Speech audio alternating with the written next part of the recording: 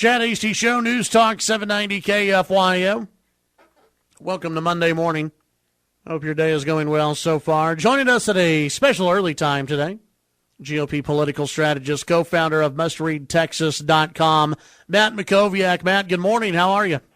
Hey, Chad. Good morning. I'm doing great. How about you? Doing well. Appreciate you coming on today.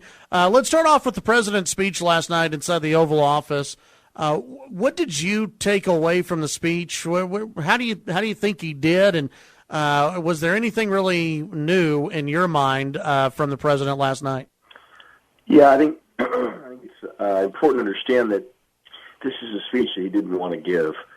Honestly, this is a speech he probably should have given after Paris, or certainly more, a little bit more quickly after San Bernardino.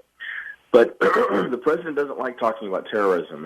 He has to be, he's sort of forced to respond and to call it terrorism. His hand was forced in this way, and so if you look at the CNN ORC poll from just a couple of days ago, I think it was something like 33% approve of his job fighting ISIS and fighting terrorism. So this was more about symbolism than it was about announcing anything new. And so I really think this was a missed opportunity. There was, no announcement of a new strategy to fight ISIS.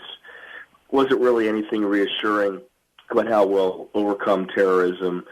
Really wasn't any resolve from the president to give confidence to people that the government is taking these homegrown threats seriously, and that we're going to do anything more to prevent a San Bernardino type attack from happening. Of course, he got a couple sentences in there about gun control, and then he spent about half the speech defending the religion of Islam.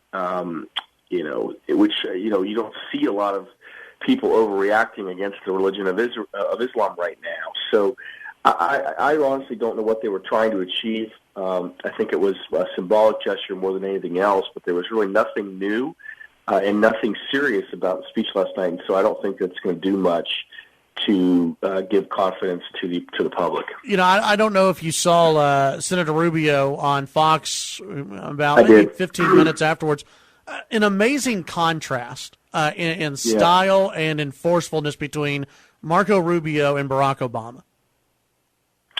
Yeah, no question. And you had, the entire Fox panel, which, yes, included some conservatives, but also, included some nonpartisan journalists that all said that his sort of response to President Obama was much more presidential than President Obama's address to the nation. Look, he doesn't give an address to the nation from the Oval Office very often. I think this is only, it's only happened a handful of times in his entire presidency. So the moment was very serious, and the setting was as serious as it gets. But yeah, you're right. I mean, Rubio is at his best when he is talking about national security and foreign policy. He is the most fluid and substantive and serious and thoughtful about it of probably anyone in our field.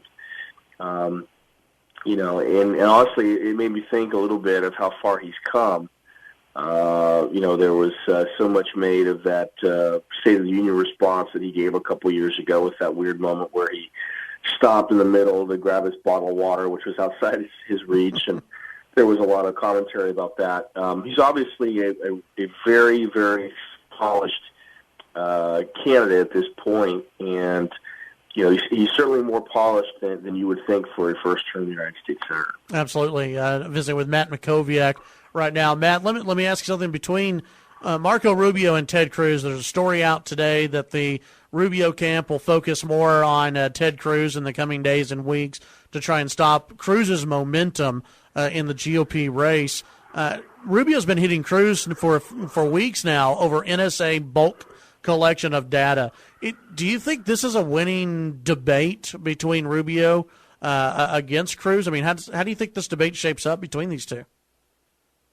Yeah, that story was in the New York Times, and I think it's a story worth reading. And I think the Cruz campaign liked the story because it made the case that Cruz has momentum and is a strong candidate and needs to be stopped.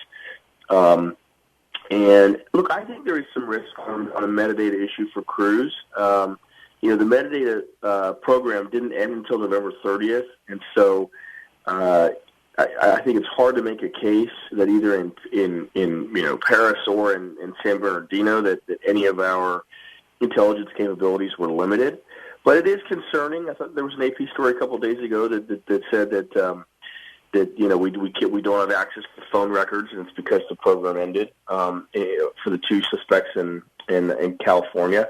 Look, the challenge for Rubio is going to be to prove, not just claim, but prove that Cruz's position on national security has weakened the country. That's going to be the challenge. It's not going to be enough just to sort of suggest it or to claim it. He's going to have to prove it. Cruz and Rand Paul have agreed on a lot of those issues, and in some cases I've disagreed on some of those issues.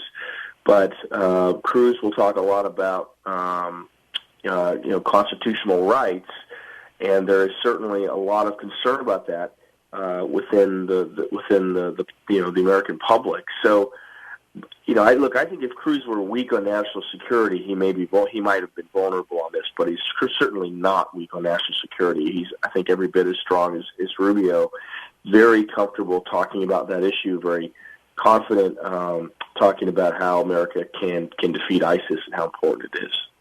Well, visiting with Matt Mackowiak, co-founder of mustreadtexas.com. Matt Mackowiak, what can people find this morning on mustreadtexas.com?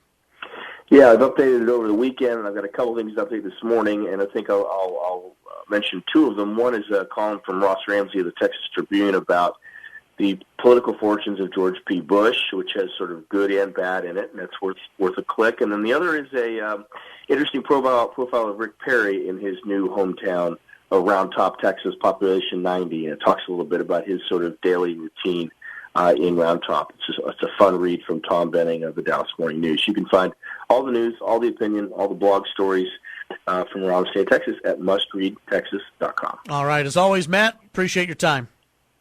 Have a great week. Take care. You too.